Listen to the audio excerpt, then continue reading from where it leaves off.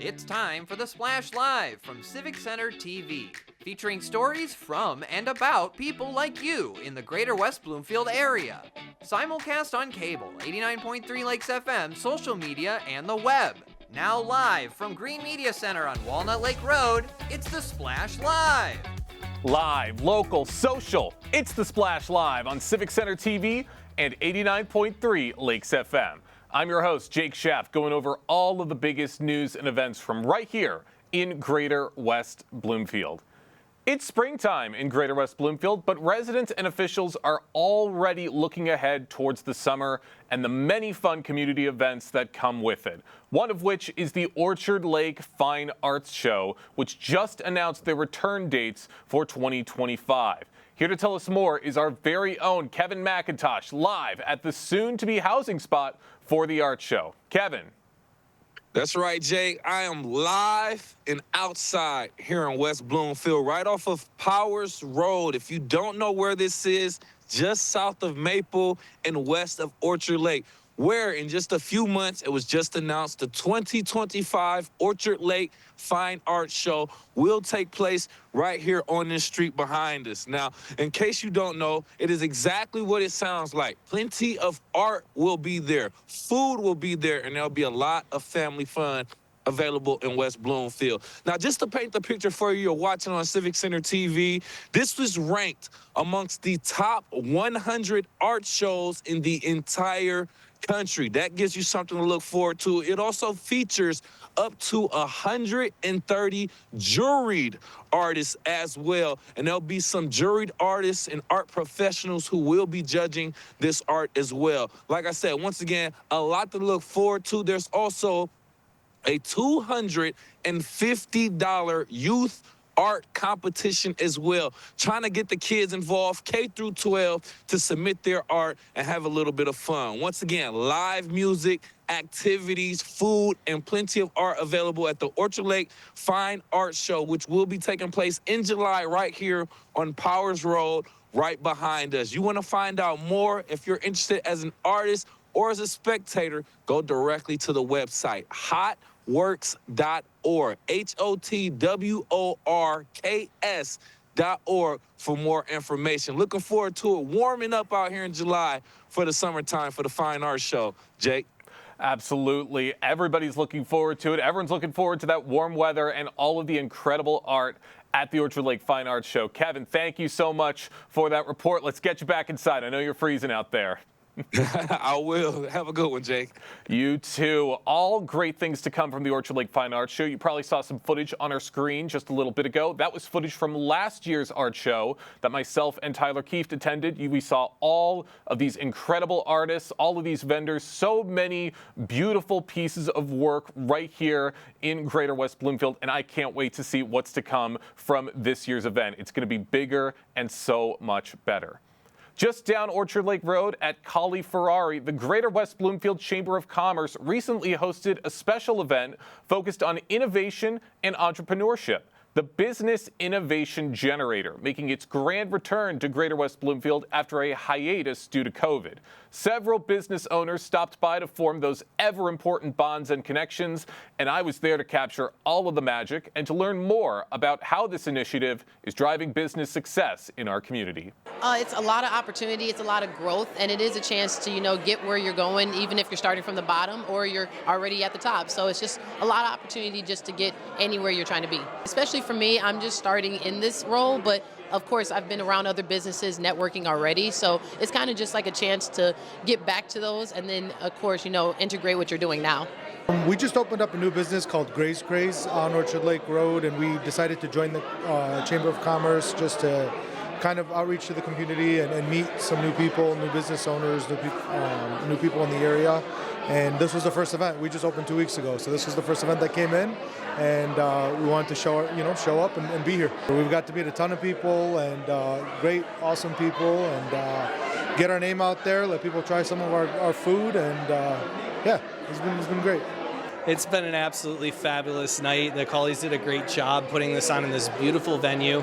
But what I saw was a lot of very passionate business owners connecting today, and that was a really special thing to be a part of. West Bloomfield has probably been the most civically active community I've ever been a part of. We've been welcomed in with open arms, and we're just very grateful that we get to be a part of everything that's going on here, because wow, what a room full of amazing people. What is it that West Bloomfield has that's different from the other communities you've been a part of? You know, it's the activity. There are so many hardworking people here who just care. The amount of sacrifice and service that I've seen going on from people from one to another has been absolutely amazing. It's just a community that really cares, which is pretty rare nowadays. Listen, it takes the left hand and the right hand to come together to be stronger, because if they're not unified, then it just makes a better bond. And what I saw here tonight was truly a connector. I'm telling you, the people were just raving about the event tonight, and they cannot wait for the next one. Everything's about relationships and meeting people and then opportunities that come from it. So, you know, just by being involved in events like this, it usually ends up, generating business in one way or another. You gave a great speech tonight talking to everybody here about your history. What do you hope are some of the biggest things everybody takes away? I think in my case, it was that to follow your passion. And it's the old saying, if you love what you do, you never work a day in your life. And when you follow your passion and keep going in that direction and hard work, opportunities present themselves, and you try to always have yourself in a position where you can take advantage of them. And it's worked out very well in my life, and you got to have passion for what you're doing in life, always. The BIG event proved to be a valuable opportunity for networking, learning, and sparking new ideas for local entrepreneurs. With innovation at the heart of the West Bloomfield business community, events like this continue to support growth and success. Head over to westbloomfieldchamber.com to learn more information on the Business Innovation Generator and to look for updates on when their next event will be. Civic Center TV's celebration of 40 years of the Greater West Bloomfield Cable Communications Commission and 89.3 Lakes FM continues. All month long, you will be seeing some of your favorite programs from throughout the years replaying on TV and on the radio. Arguably the most popular Civic Center TVs on YouTube is A Minute with Nature, a program produced in partnership with West Bloomfield Parks. West Bloomfield Parks and Recreation Commission Chairperson Robert Brooks introduces one of your favorite episodes of the show in this Civic Center TV classic.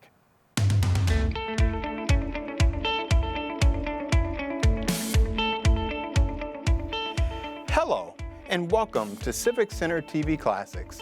I'm West Bloomfield resident and Parks and Recreation Commission Chairperson Robert Brooks. I invite you to join in as Civic Center TV celebrates 40 years of the Greater West Bloomfield Cable Communications Commission.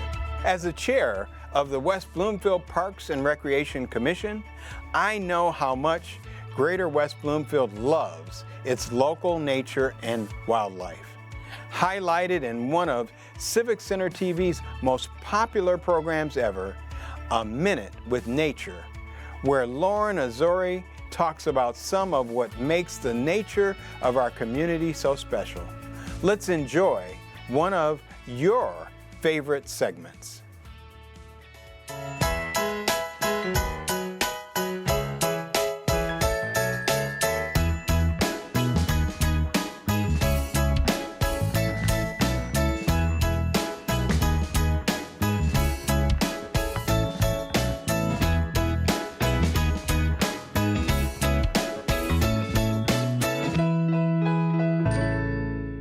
Hello and welcome to Minute with Nature. I'm your host, Lauren Azuri, the park naturalist for West Bloomfield Parks. And today we're here inside our nature room talking about native plants and why you might want to plant some native plants in your garden as well.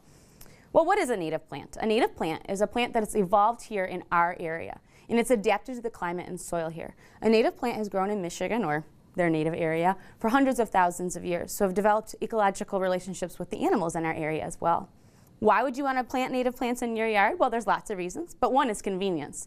Native plants grow better in Michigan. They don't require fertilizer or pesticides, as well as less watering. Since they're from here and they're used to the conditions here, you don't need to add as much water or fertilizer to the soil that they're growing in your garden, so they're lower maintenance.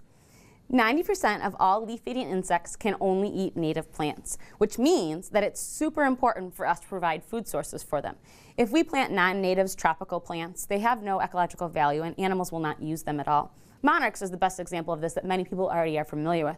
Monarchs love milkweed, and their milkweed is the only plant that a monarch caterpillar will eat, and is also the only plant that monarch adults will lay their eggs on. Butterflies are beautiful to view, but butterflies are also pollinators. So pollinators obviously help our world and bring us a lot of the food that we eat. I bet you're wondering maybe now where you can buy native plants from. We don't really recommend that you go to a commercial greenhouse for them. A lot of commercial greenhouses have hybrids of native plants, or they're the same species of a plant that might grow here, but they didn't come from Michigan originally. So you really would ideally love a native plant that was grown in Michigan and the seeds started in Michigan. So look for a local native grower. Here at West Bloomfield Parks, we partner with a native grower and offer a native plant sale in May. So you can visit us there for a great source of buying native plants as well.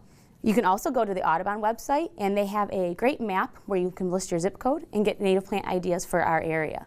Here in Michigan, some great, beautiful flowers that you'll enjoy in your garden, and so will all those pollinators like butterflies, are asters, coneflowers, milkweed, and black-eyed Susans. So I hope you plant some natives, attract some wildlife for you to view, but also help your environment.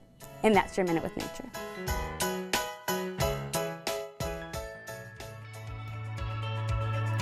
The celebration of 40 years of the Greater West Bloomfield Cable Communications Commission continues online. Follow along on social media and enjoy television that's close to home online on civiccentertv.com.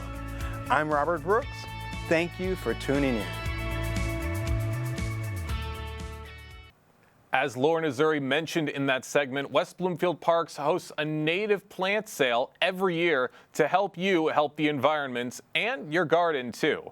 This year's sale is coming up, so mark your calendars for Saturday, May 17th from 9 a.m. to 12 o'clock noon at Marshbank Park for pickup. Pre-orders begin on wbparks.org on May 10th.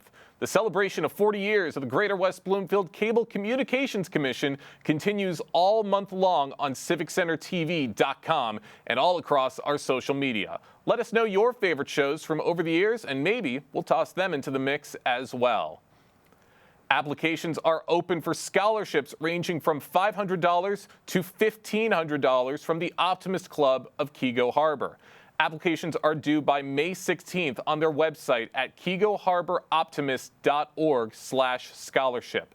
Kids applying must be Keego Harbor residents or be working in Keego Harbor, Sylvan Lake, or Orchard Lake. Again, plenty of more information is available on KeegoHarborOptimist.org/scholarship. One of the recurring fundraisers for Keego Optimists is their monthly euchre tournament. However, due to an illness with one of the organizers, this month's event scheduled for tonight at Gino's has been canceled. Contacts with the Optimists will say that they will announce more upcoming fundraisers very, very soon. One of the biggest talking points throughout the Greater West Bloomfield community, as well as Oakland County as a whole, is Oakland County Executive Dave Coulter's State of the County address that took place back in March, where Executive Coulter went over the many plans and initiatives he has in store for Oakland County and its citizens. I recently had the chance to speak with him right here on the Splash Live to find out more about his vision for the county. Oakland County Executive Dave Coulter joining us right now on The Splash. Dave, very happy to have you with us today. Hey, always great to be with you. Thanks for having me. Of course. Always love talking to you. We spoke a little bit at the event just a couple days ago, and now we want to get into a little bit more talk about how this is going to be affecting cities like West Bloomfield. And reflecting on the progress that you've made since your last State of the County address, what achievements since then are you the most proud of, and what lessons have you learned that are going to help shape some of these new initiatives? Oh gosh, that's a great question, because I'm proud of a lot of the work that we're doing. I talked the other night, like you said, at the Berman Center in West Bloomfield about the way that we're leaning in to help our small businesses. I'm really proud of the fact that we have doubled down on our support for our entrepreneurs, our small businesses. You know, Oakland County is is a wealthy county, and sometimes we're known for things like being the headquarters of, Stellantis and General Motors Orion, but it's our small businesses that really drive the economy here. It's over 90% of our businesses are small. And so we've done a lot through our Oakland Thrive program to lift up and support the needs of our small businesses, whether it's for marketing or for capital or website design, whatever a small business needs, we're trying to be there to lift them up and to support them. And I'm really proud of that. You should be. We've had Oakland Thrive on our show very, very recently. They talked about all the work that they have done to help West Bloomfield businesses. They're going to be having an event in just a couple weeks to honor some of those businesses. How have you seen things in West Bloomfield specifically improve so much when it comes to small businesses? Oh my gosh, this has been a successful area anyway, right?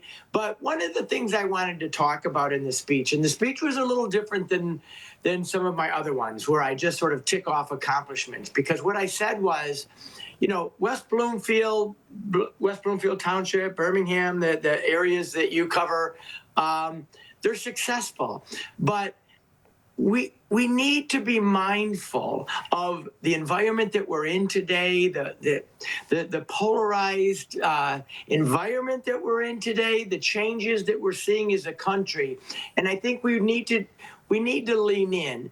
One of the things I talked about in this speech was to stretch, to do more in areas that help lift everybody up, because it's not enough that just some people are doing well. It's important that we all do well and that we're in this together. And so I'm really proud to have given this speech in West Bloomfield. I'm really proud of the work that's been done there. West Bloomfield Supervisor Jonathan Warshay, my former neighbor, actually was the MC of our event. I'm so proud of the work that's done here. But we have an obligation as a people and as a county to make sure that everybody gets lifted up and that we get past this polarization, the chaos that we sometimes feel in this country and even in our own county and community, and put what I said, progress over politics, progress over chaos. And that was really the theme of this speech. That's a great message for everyone to keep into mind. Progress over politics. And one of the big things you've talked about is the expansion of public transit into more areas of Oakland County. Are there plans to enhance transit options in and around West Bloomfield to improve accessibility for residents and businesses? There are. And, I talked about that a little bit as well. So the first thing we have to do is we need more buses and more riders, right? We need, shorter hours, shorter time to get to public transit, make it easier. And so just in the last 2 years, we've hired more than 400 new drivers to make the transit more accessible for folks, right? And then the important thing is to make it so that you can go to more places. So when you leave the West Bloomfield area, you can get to Rochester Hills or Novi if that's where your job is or if that's where you need to go. So we've increased, for instance, Novi. The ridership to Novi is up 76% since the millage. And that's because there's a shorter wait time, there's more buses, there's more drivers, it's inexpensive, $2 a ride anywhere you want to go in Oakland County. So we're continuing to build out that network of places that you can go and the wait time that it takes to get there. That's amazing. So many great resources for everyone here in West Bloomfield and beyond. And public safety, I know, is a very top priority for a lot of West Bloomfield residents. How does the county plan to collaborate with things like local law enforcement and emergency services to continue to ensure the safety of the community? Yeah, that's a great question.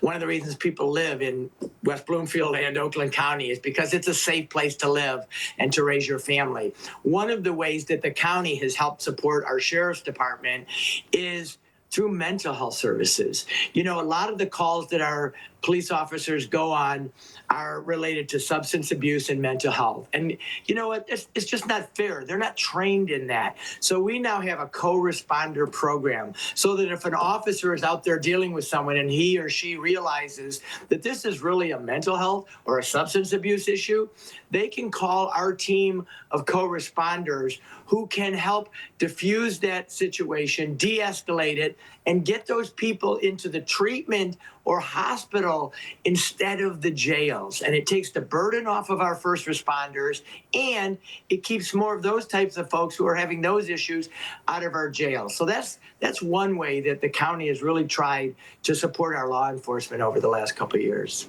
For those just joining us right now on the Splash Live, we have Oakland County Executive Dave Coulter joining us right now to talk about his recent State of the County address and how a lot of these changes and proposed changes are going to be affecting cities like Greater West Bloomfield. And West Bloomfield has a very diverse population.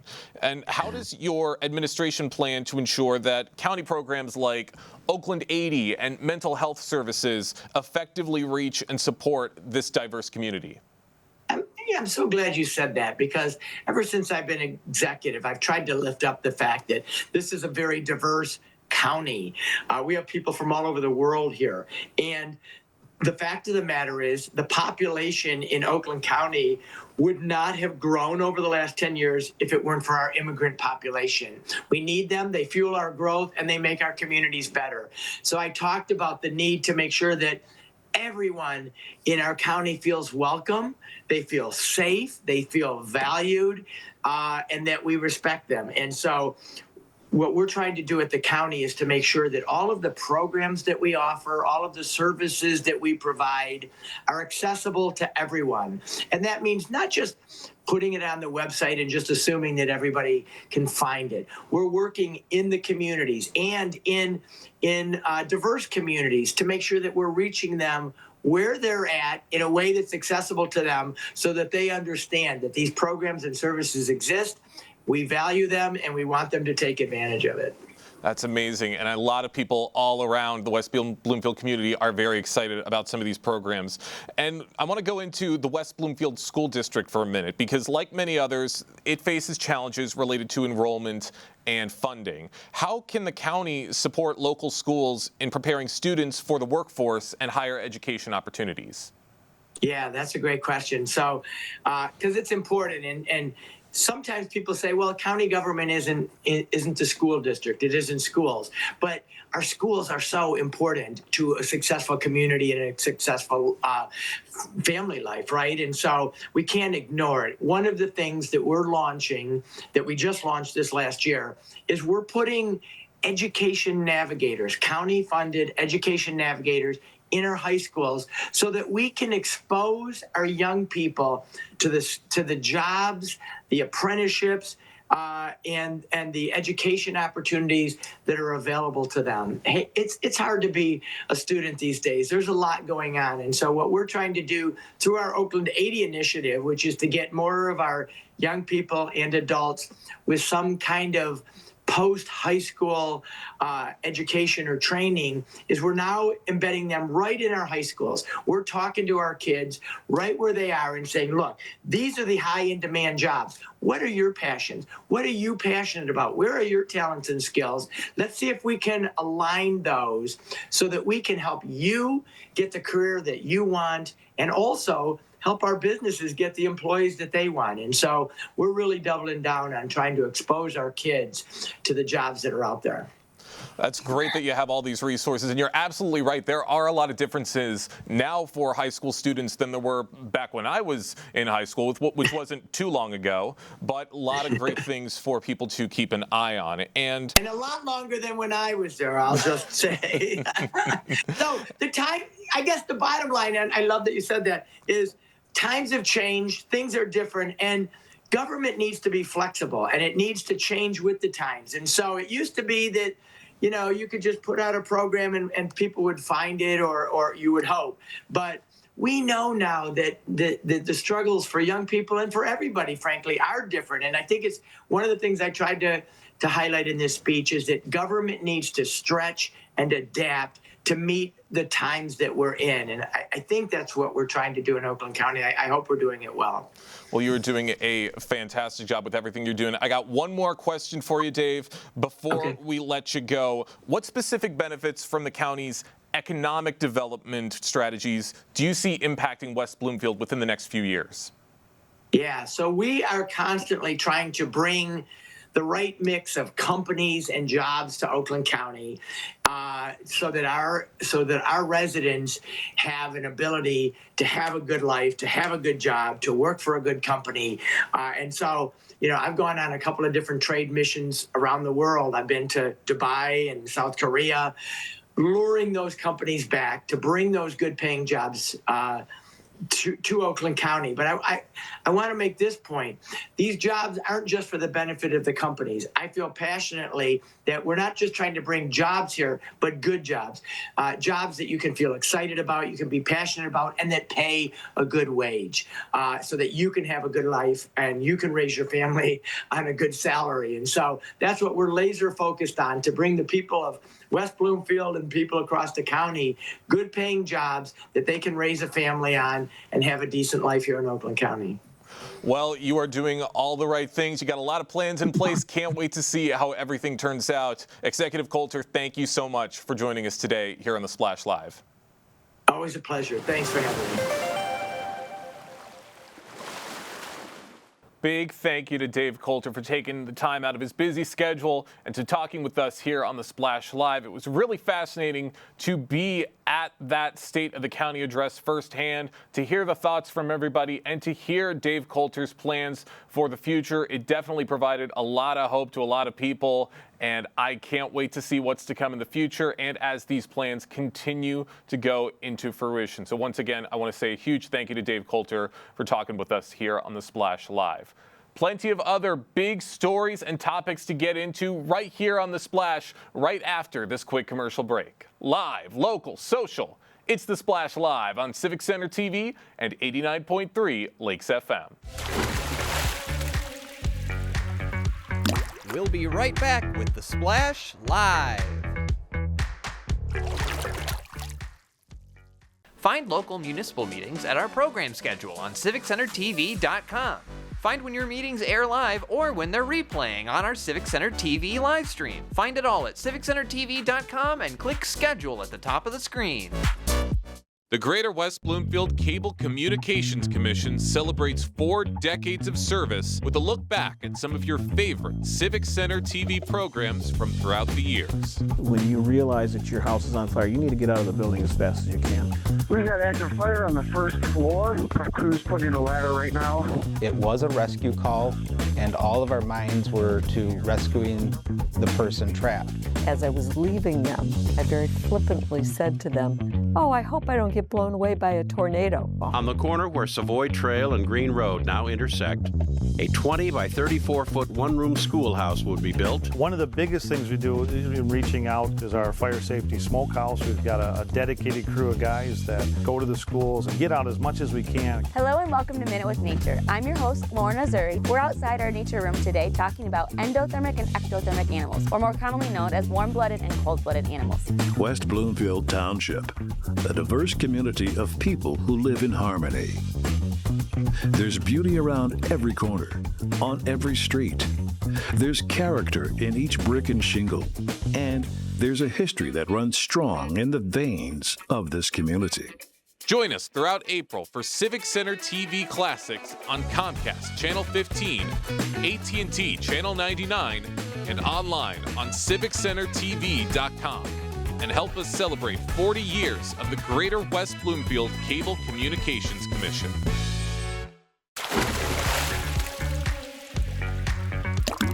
And now, back to The Splash, live.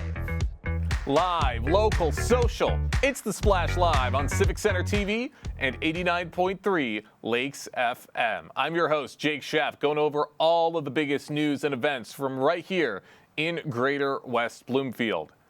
Baseball season has arrived in West Bloomfield, and as the Detroit Tigers have been continuing to build their momentum from last year's incredible run, the West Bloomfield Lakers baseball team is looking to capture that same fire right here in the community.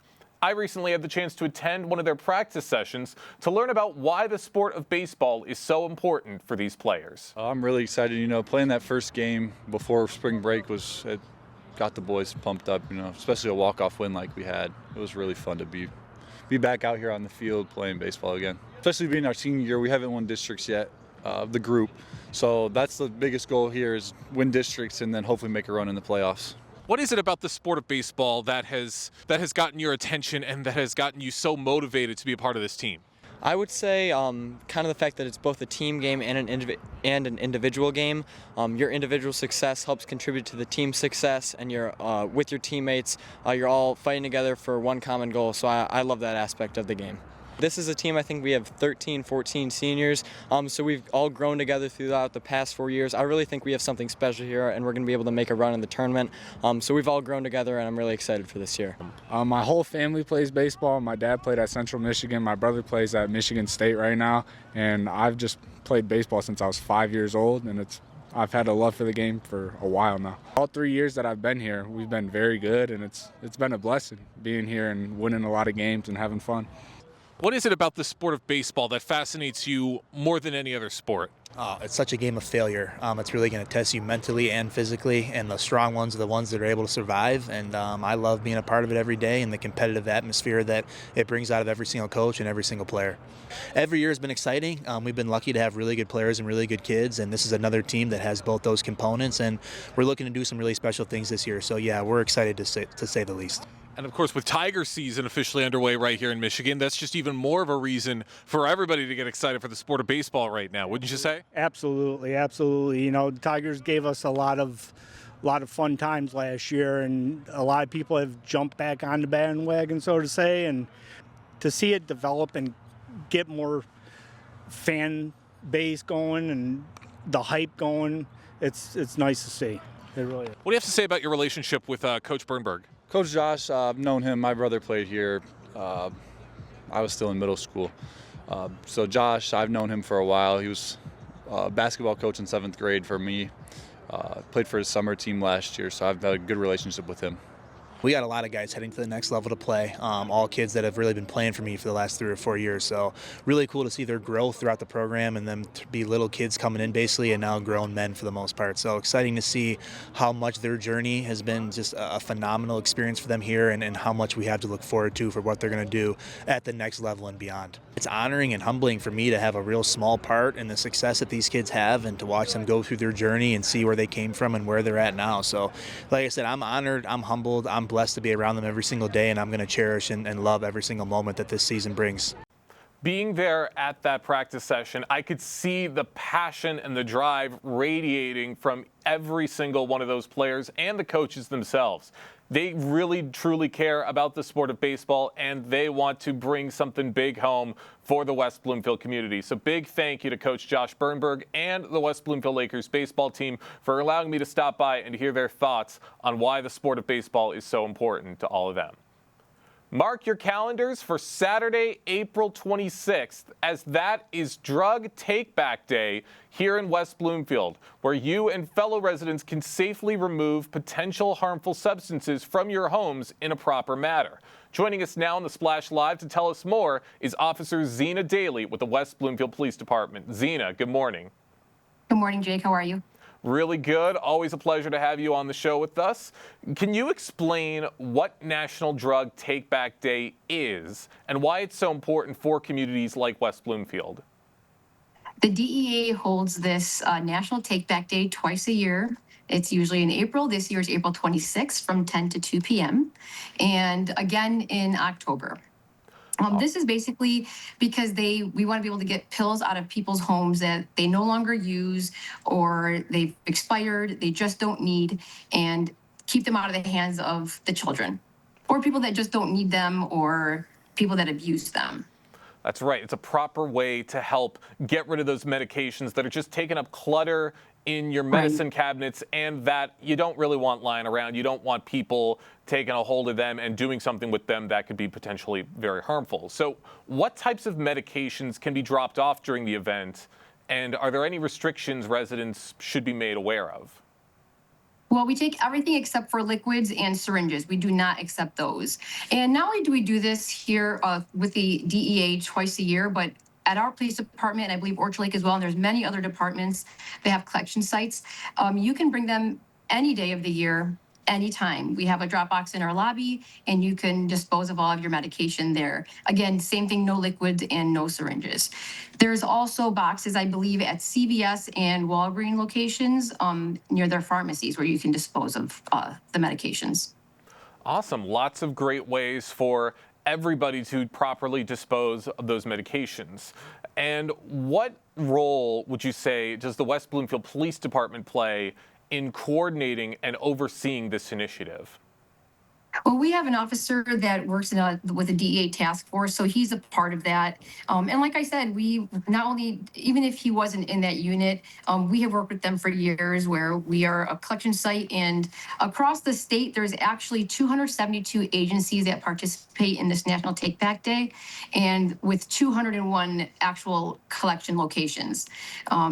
And I will tell you, for last year in October, they accumulated for both the April and October collection days, they had 314 tons collected. Oh, wow. So again, keeping, it's just a convenient way, even though we do take it all year round, it's just a convenient way. It's, it's more advertised so people are aware that it's there. But I mean, it's definitely worthwhile. If you have that extra medication lying around, you don't want it, you don't know what to do with it, you don't want to flush it, it's just a safe way to get rid of it. Wow, over 300 tons of these medications. That's truly something that showcases just how impactful something like this is. And how has participation in previous drug take-back days impacted public safety and awareness in the West Bloomfield community? Oh, I mean, think about it. If we're collecting 300 and 14 tons of medication just in the state, like imagine just West Bloomfield, and you don't even have to live in West Bloomfield to dispose of it. Really, it's anyone from any community can come here and dispose, and any collection site. If any other departments they have it, which there are others that do collect all year round, it's just a safe way to get rid of it. You're keeping it out of the hands of the kids, and you'll hear a lot from the Greater West Bloomfield Community Coalition organization, where they're constantly trying to advertise, hey, let's get rid of the medication. Let's keep it out of the hands of the children. We don't want them in our schools. We don't want kids getting them and selling them. So it's just a safe way to do it. And we're all about trying to get them out of the schools and out of the hands of kids, and not just the kids, but just users that don't, need to stay away from these medications. And this is a very important way to help make sure that these drugs do stay out of kids' hands. For those just joining us right now on the Splash Live, we have police officer with the West Bloomfield Police Department, Zena Daly, joining us right now on the Splash to talk about the upcoming Drug Take-Back Day that's going to be taking place right here in West Bloomfield on Saturday, April 26th. Now, how does safely disposing of medications help prevent misuse, especially among teens and young adults? Well, obviously, for keeping around the house, it's easy to get to. You go to the medicine cabinet, you have friends that come over, your kids go to other people's homes, they check the medicine cabinets, and they have easy access to it. That's right. Lots of easy access in ways people might not realize. Like, even if you think you have them tucked away in a very safe spot, kids could snoop around. They could look in places and they do. They absolutely do. They could look in places you don't expect them to, and then they could end up with something they should not be having. So why is it important to educate the public not only about prescription drug misuse, but also about environmental impacts of improper disposal? Well, because exactly what you said, right? You don't want to flush it down the toilet, and now it's in our waters. It's in our earth, right? So we want to make sure that we're taking care of it safely. That's right. All very important things to keep in mind. And what advice, Zena, do you have for families who may have unused or expired medications at home, but aren't sure what to do with them year-round? Well, like I said, we have a box in our lobby 24 hours a day, all year round. Come by, drop it off. We have our public service aides at the front desk. They will help you if there's something that you're not sure if you can dispose of or not. Like I said, no liquids, no syringes. They'll take the bag from you, or you could throw it right into the box yourself. And I also want to add that the Greater West Bloomfield Community Coalition also did receive these from Oakland County. There are these lock boxes that are meant to store your medication. If you do have medication that you're keeping, because you need them, obviously, but you want to find a safe way to store them, they have these convenient lock boxes. They are free, and we have them at the police department to pick up if you would like. They're pretty good size, and they have a lock where you can see right here. And not only that, but they also have lock bags. So you can come by and grab one of each or one or the other. It's up to you. But these are for medications that you do need at home, but you want to be able to make sure your kids don't get to it or no one else gets to it that's not supposed to. That's right. Those are great resources to hang on to those medications that are very important, that you don't want to end up in the hands of someone who doesn't need them. Right. And with things like this, the Drug Take Back event in West Bloomfield, how can residents continue supporting drug safety initiatives beyond just this event? By talking about it and letting other people know. Word of mouth is always the best. You know someone that does have medication they need to get rid of, and they are holding on to it, not aware of that we have these boxes. Educate them, let them know that they can bring it here. They can drop it off anytime they want, not just on the National DEA Take Back Day. All great information. Zena, I got one more quick question for you before we let you go. Where can people in Greater West Bloomfield and beyond go to learn a little bit more information about the Drug Take Back Day, should they have some more questions? You can go on our Facebook or Instagram pages. We'll have information on that, as well as the Greater West Bloomfield Community Coalition page. They have it advertised as well.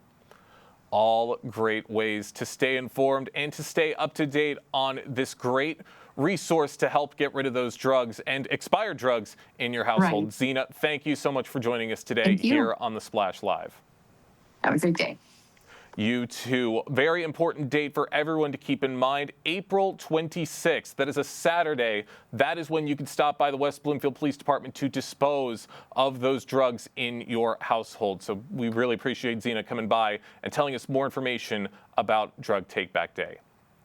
Detroit to Nepal Foundation is continuing on their overseas mission. The organization was established in 2010 with the mission to provide sustainable support to grassroots, community-based programs in Detroit neighborhoods and remote villages in Nepal. Dr. Richard Kaiden, the co-founder of Detroit to Nepal, was recently on The Splash Live, and I was able to learn more about their incredible mission that they're doing overseas.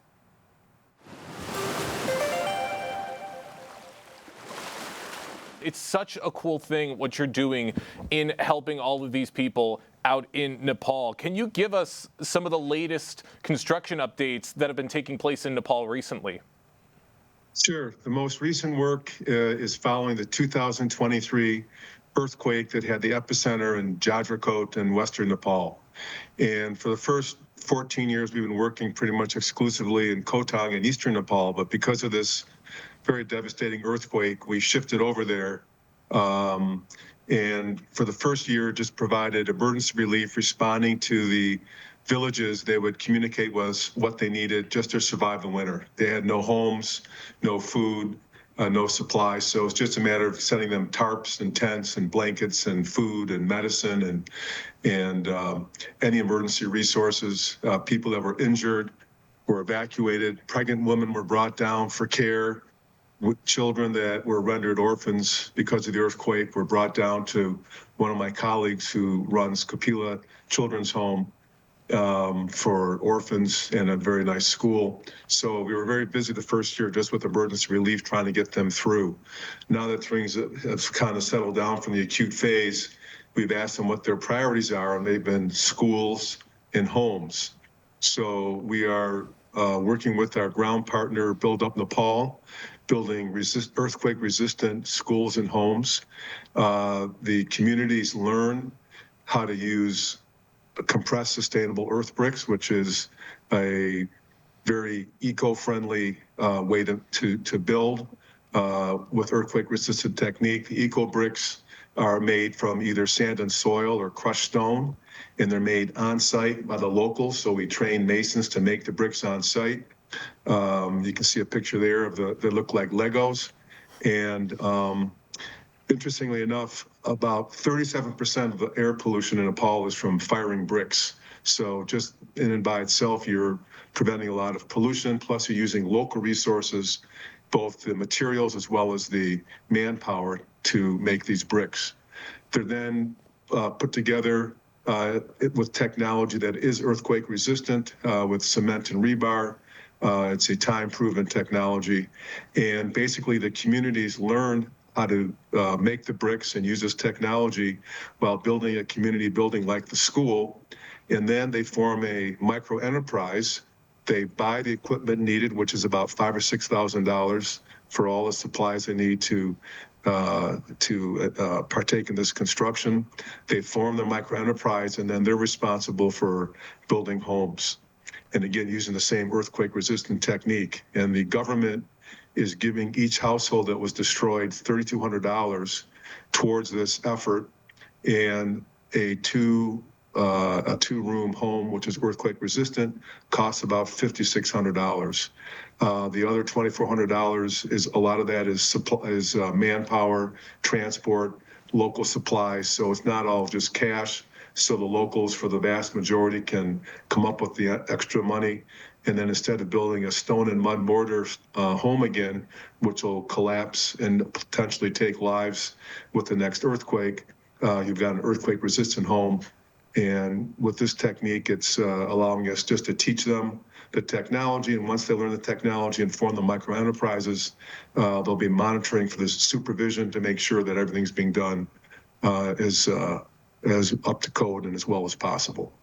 Wow, that is a lot of incredible things that you were doing over in Nepal, and it's fascinating to hear about the measures that you're taking. You talked about the earthquake-resistant materials that you're using to help build these buildings so that hopefully history does not repeat itself. So that is great to hear of everything that you're doing. But I would imagine that all of this work that you're doing out in Nepal, I mean, I'd imagine that it isn't easy. What are some of the biggest challenges that you've dealt with in the work that you've done in Nepal since the 2023 earthquake?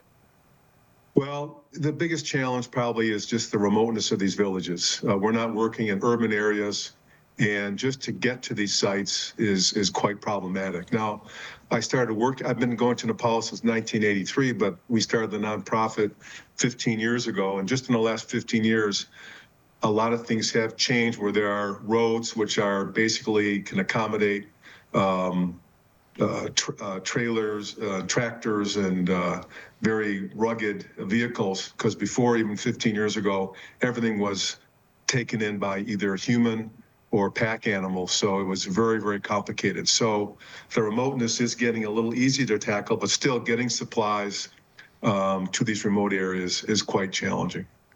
You just touched on something. You said that you've been going to Nepal, I believe you said since the early 80s. And I'm curious, what motivates you personally to continue leading and expanding the D2N Foundation? Well, I first went to Nepal like most people. They go for the Himalayas to climb. And I was an outdoor guy when I was younger. I still enjoy the outdoors. So I went there purely for selfish reasons. But after a while, as things evolved, I had the opportunities to form a nonprofit, which is really a privilege to work with these individuals. The Nepalese are great people, great families. They're motivated.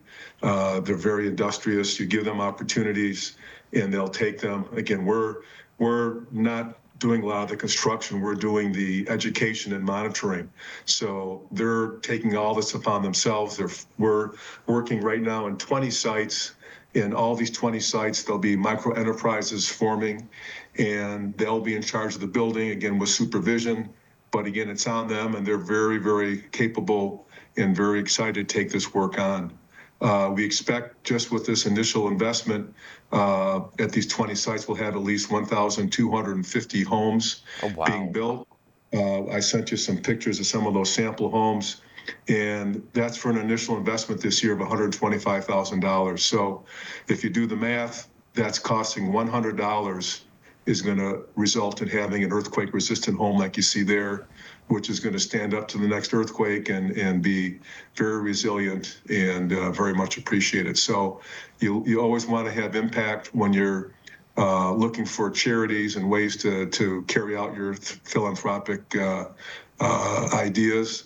But this is something where, again, literally $100 will eventuate in having a home like this built for a family.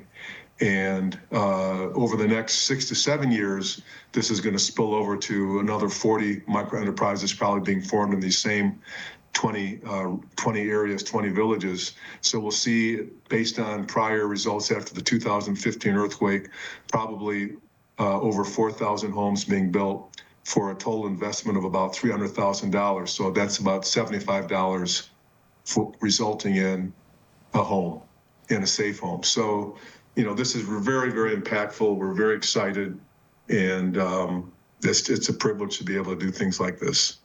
You should be very excited. For those just joining us right now on The Splash, we have co-founder of the Detroit to Nepal Foundation, Dr. Richard Kaiden, joining us right now to talk about the foundation's work overseas in Nepal, building homes and schools and all sorts of other buildings as a result of the 2023 earthquake, helping the community get back to what it was. And you guys are always looking for donations to help the foundation and to help continue to continue everything that you're doing out in Nepal. Tell us a little bit on how people can get involved with this foundation. Sure. Well, again, as you mentioned, it costs funds, and it's amazing the impact we can with relatively modest funds, but still it costs funds. And people can go to our website, detroittonepal.org, and donate right on the website. Right now, I'm doing a birthday fundraiser for my 70th birthday in 2 weeks.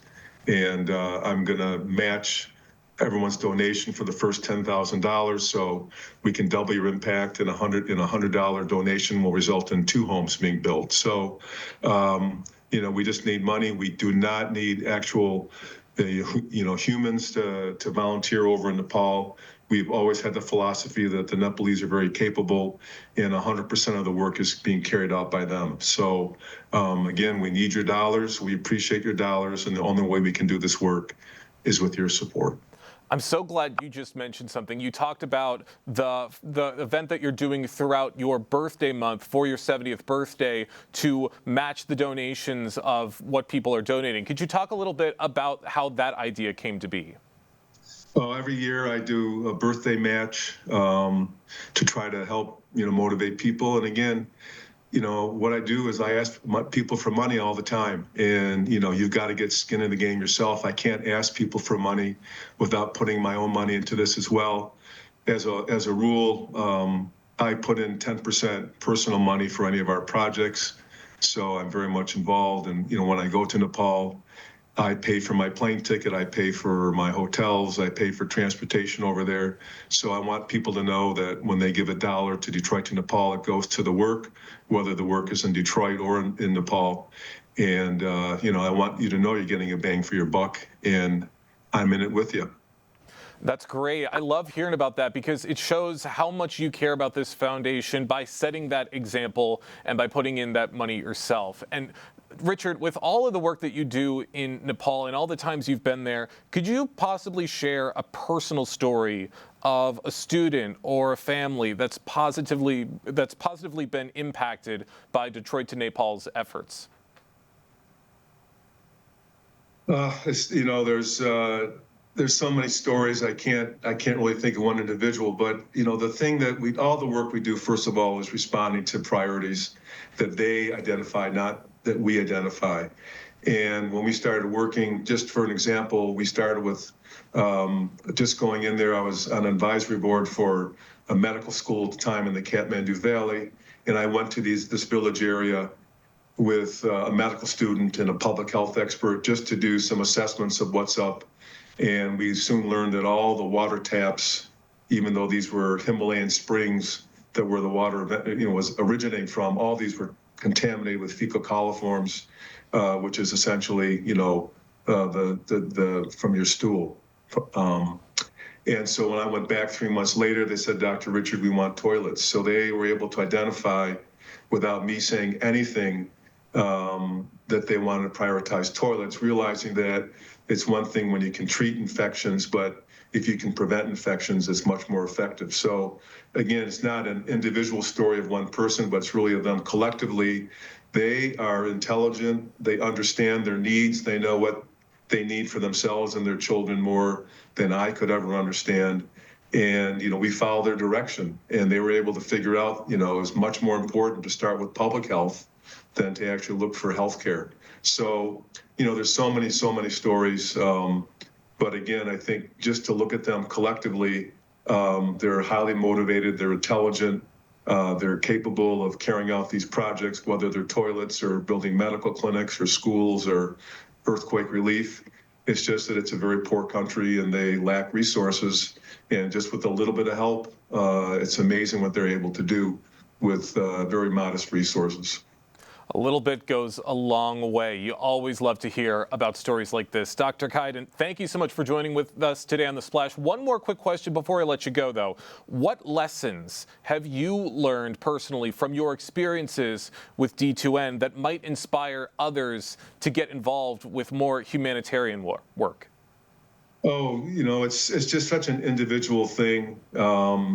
I think, probably the biggest lesson I've learned is just how to learn how to listen again. I'm a cancer surgeon, so I spend all day talking to patients, all day giving advice, all day teaching medical students or residents. So I'm a really good talker and probably was not a very good listener. So starting the foundation and working with the foundation, I've had to relearn how to listen so I could listen to learn. So, that's probably the biggest lesson I've learned, just because of my, particular circumstances. But it is so important that we don't be arrogant when we have ideas of philanthropy, and don't think that because we're in a very wealthy country and we've had the luxury of high education and a lot of material wealth and a lot of amazing experiences, we can't be arrogant to think that we know what's best for other people.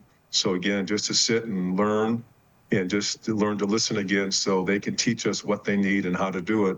And it's very humbling. Learn to listen again. A powerful message for everybody to remember. Dr. Kaiden, thank you so much for joining us today on The Splash Live, and thank you so much for everything that you do. My pleasure. So much impactful work that's being done overseas that has connections right here to Greater West Bloomfield. So big thank you to Dr. Kaiden for taking the time to talk with us here on The Splash Live and to hear all about the Detroit to Nepal Foundation.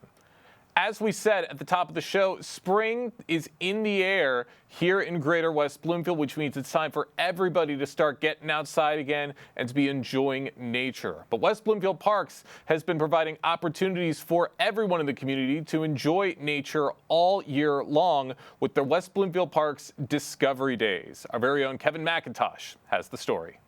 Here in West Bloomfield, the Nature Explorer Discovery Days are inviting families to step into the wonders of the natural world. From live reptiles to outdoor play, it's all about learning, exploring, and having fun.